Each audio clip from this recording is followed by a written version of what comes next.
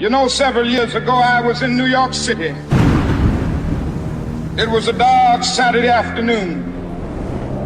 The minute black woman came up, the only question I heard from her was, "You Martin Luther King?" And I said, "Yes."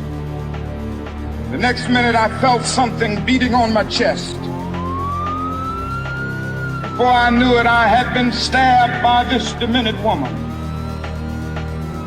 That blade had gone through, and the x-rays revealed the tip of the blade was on the edge of my aorta, the main artery. And once that's punctured, you're drowned in your own blood. That's the end of you. It came out in the New York Times the next morning that if I had merely sneezed, I would have died. After my chest had been opened and the blade had been taken out, from all over the states and the world, kind letters came in. One of them I will never forget. I had received one from the president and the vice president. I've forgotten what those telegrams said. I'd received a visit and a letter from the governor of New York, but I've forgotten what that letter said. But there was another letter that came from a little girl. Said simply, "Dear Dr. King, while it should not matter, I would like to mention that I'm a white girl. I'm simply writing you to say that I'm so happy that you didn't sneeze." And I want to say tonight that I too am happy that I didn't sneeze, because if I had sneezed, I wouldn't have been around here in 1960 when students all over the South started sitting in at lunch counters.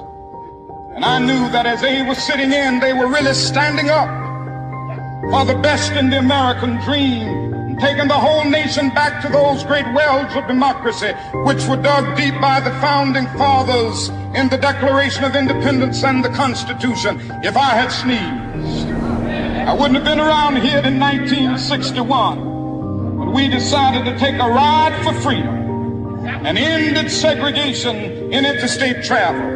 If I had sneezed, I wouldn't have been around here in 1962 when Negroes in Albany, Georgia decided to straighten their backs up. And whenever men and women straighten their backs up, they are going somewhere, because a man can't ride your back unless it is bent. If I had sneezed, I wouldn't have been here in 1963.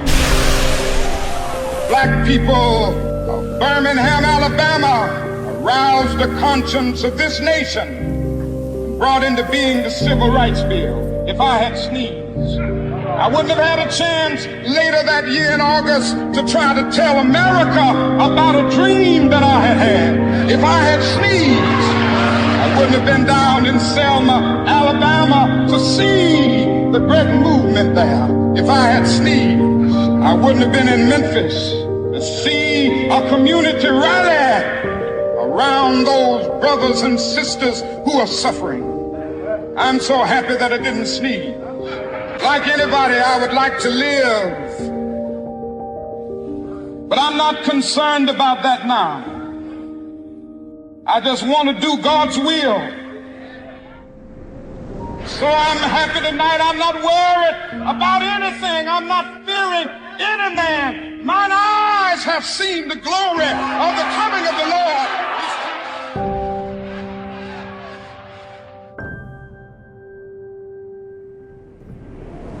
Let us rise up tonight with a greater readiness. Let us stand with a greater determination in these powerful days, these days of challenge, to make America what it ought to be.